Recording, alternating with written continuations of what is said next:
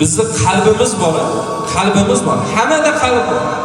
Yomon odam bo'lsin, yaxshi odam bo'lsin, muttaham bo'lsin, o'g'ri bo'lsin, to'g'ri bo'lsin, hammaning qalbi bor. Endi birodar, shaydari tilda tushuntiradigan bo'lsak, qalbni bir hovuzga o'xshatingda. Mana bir hovuz suribdi, hovuzga o'xshating qalbni. Hovuzga o'xshatadigan bo'lsangiz, o'sha hovuzga 5 ta yo'lakdan suv tushib turadi. Toza suv oqib turadi. Endi o'sha 5 ta yo'lakchani, 5 ta ariqchani birortasidan loyqa suv oqadigan bo'lsa nima bo'ladi?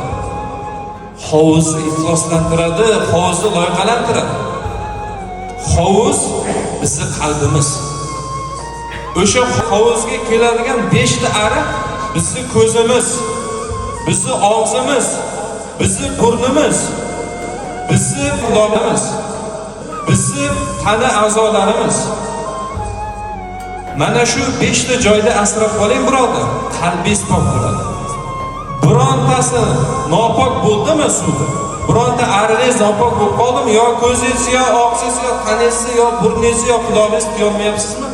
Albatta bu narsa sekin-sekin tomchilab qalbni qoraytiradi. Esingizdan chiqarmaylik mana shu narsani. Ba'zi gunohlarni yengil sanashligimiz mumkin. Ba'zi gunohlarga e'tibor bermasligimiz mumkin. Birodar, asta-sekinlik bilan bu narsa bizni qalbimizni qoraytiraveradi. Siz yuraverasizki hayotda, men yaxshi odamman, men yaxshilik qilib qo'yapman, savob qilib qo'yapman.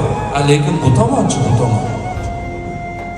Shayton sizni 2 ta savobingiz va 8 ta gunohingiz bilan aldab qo'ymasin birodar.